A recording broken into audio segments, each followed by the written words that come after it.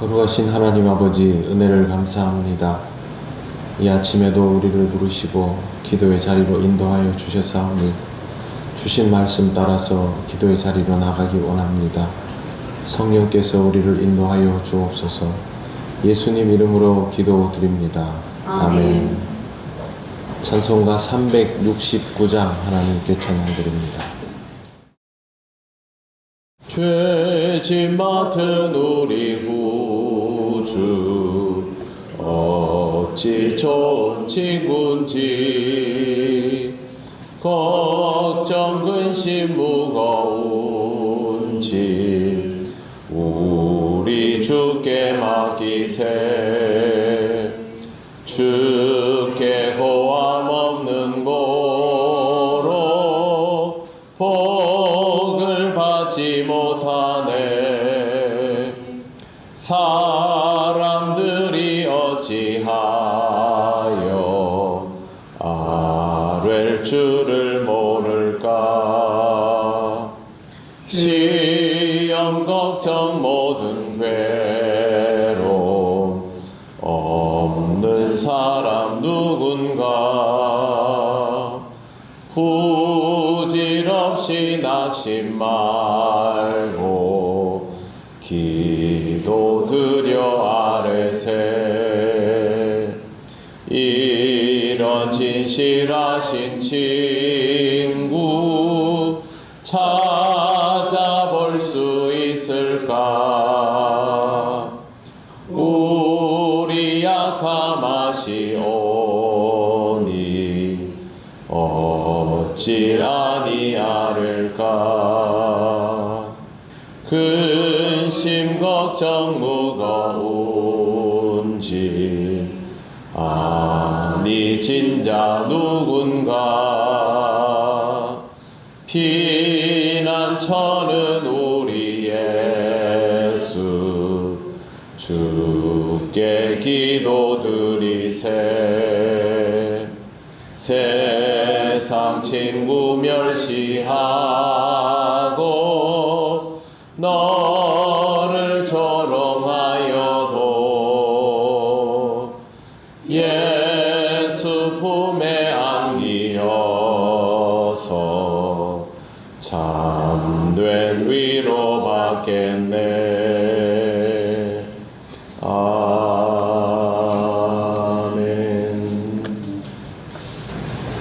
하나님 말씀 누가복음 19장 15절부터 21절까지입니다.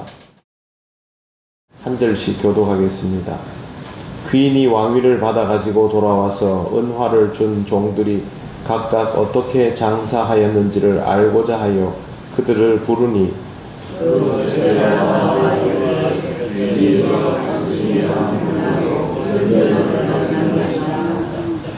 주인이 이르되 잘하였도다 착한 종이여, 내가 지극히 작은 것에 충성하였으니 10고울 권세를 차지하라 하고,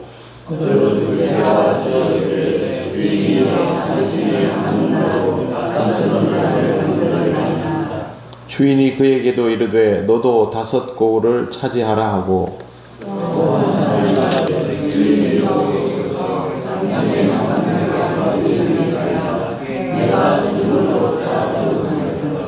같이 읽겠습니다. 이는 당신이 엄한 사람인 것을 내가 무서워함이라. 당신은 두지 않은 것을 취하고 심지 않은 것을 거두나이다. 아멘. 네, 오늘 말씀 첫머리를 보시면 귀인이 왕위를 가지고 돌아온다 라고 되어 있습니다. 사람들이 반대를 하여도 왕위에 대한 결정권은 사람들에게 있지 않다라는 것을 예수께서 비유를 통해서 말씀하여 주시는 대목입니다. 예수님의 비유는 굉장히 간결해 보이면서도 그 비유 안에서 사용된 단어들을 보면 그 안에 하나님 나라의 법칙이 그대로 다 들어있기 때문에 주의하여 바라볼 필요가 있습니다. 사람들이 바라건 바라지 않건 하나님 나라는 반드시 오며 그 나라의 주권은 하나님께서 예수 그리스도에게 주신 바 되었습니다. 그러므로 인간은 종말에 대하여 인정하고 살아갈 수밖에 없는 것입니다. 돌아온 주인은 은화를 준 종들이 각각 어떻게 장사하였는지를 알고자 하여 부릅니다. 첫 번째 사람이 나와서 한 문화로 10문화를 남겼다라고 하자 주인이 17절에 보시면 잘하였도다 착한 종이여 내가 지극히 작은 것에 충성하였으니 10고울 권세를 차지하라 하고 라고 되어 있습니다. 10문화는 뭐 큰 액수가 아니겠지만 10고울 권세라는 것은 굉장히 크지요.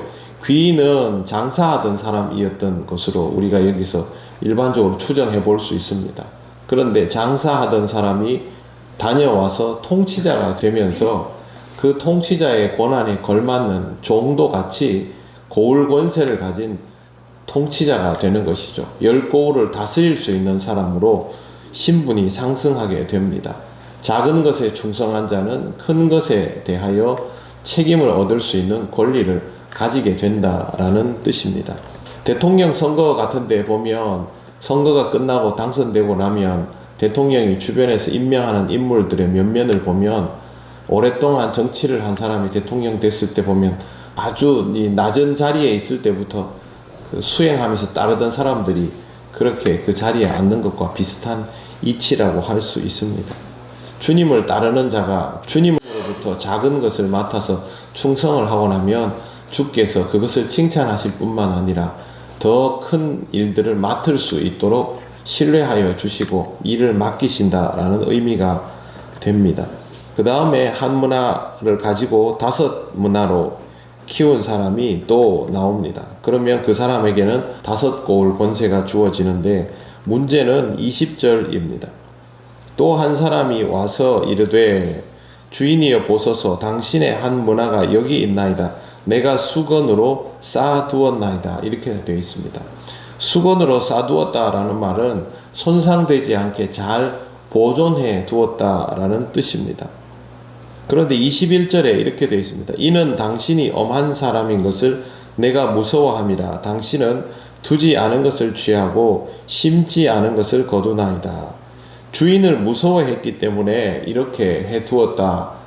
그렇게 말하면서 주인이 주지도 않은 것으로 가져가는 사람, 착취하는 사람, 그런 식의 표현을 사용하고 있습니다.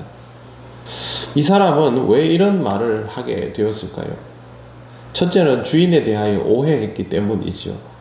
여기에서 제일 중요한 부분이 뭐냐 하면요. 오늘 말씀에서 읽지는 않았지만 주인이 집을 떠나면서 뭐라고 했냐 하면 한 문화씩을 공평하게 나누어 주면서 장사하라고 했습니다. 그 돈을 그냥 가지고 있으라고 하지 않고 장사를 하라 했습니다. 그러면 이 돈을 가지고 무언가를 해내라는 뜻이죠.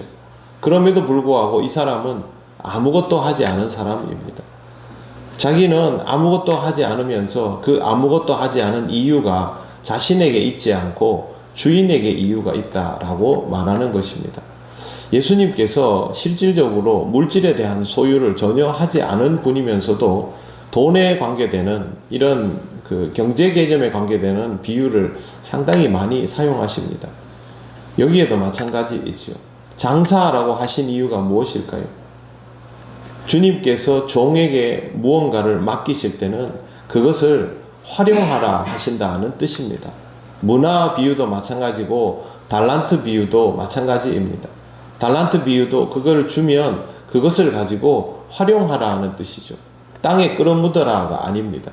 하나님께서 우리에게 달란트를 주시면, 문화를 주시면 그것은 사용되어져야 하는 용도라는 뜻입니다.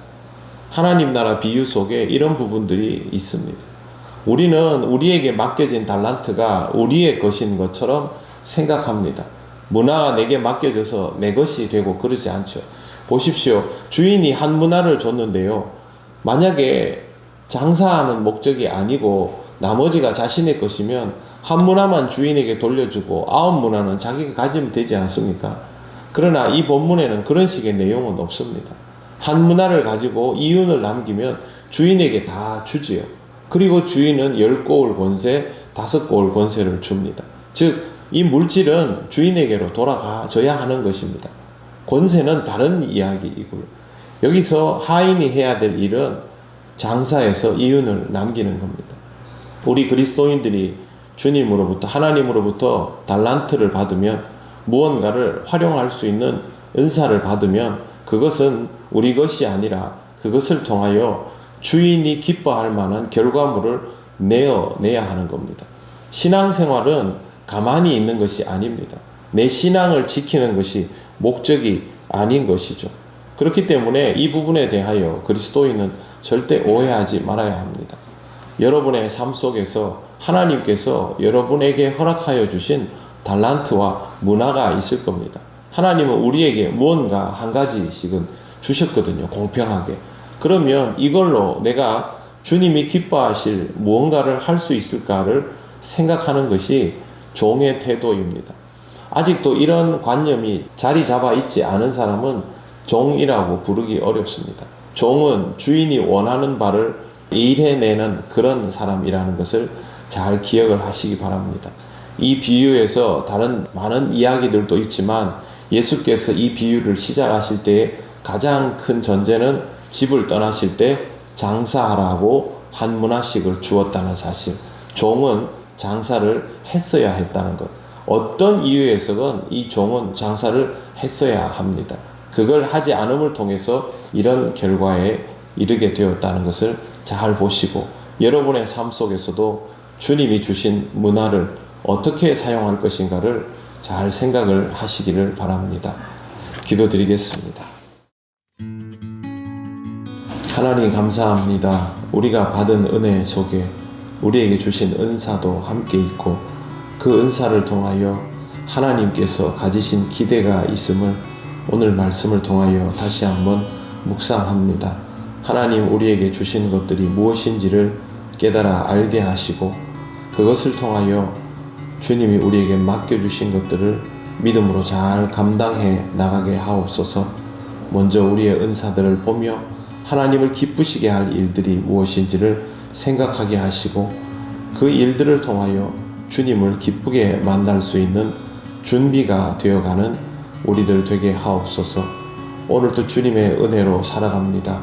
이 하루 속의 의미를 잘 생각하며 하나님께 영광을 돌리는 귀하고 복된 하루 되게 하옵소서.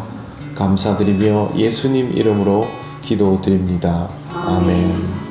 하늘에 계신 우리 아버지, 아버지의 이름을 거룩하게 하시며 아버지의 나라가 오게 하시며 아버지의 뜻이 하늘에서와 같이 땅에서도 이루어지게 하소서.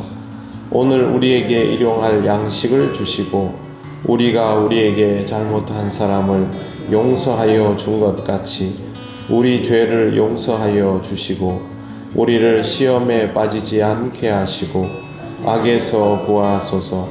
나라와 권능과 영광이 영원히 아버지의 것입니다. 아멘.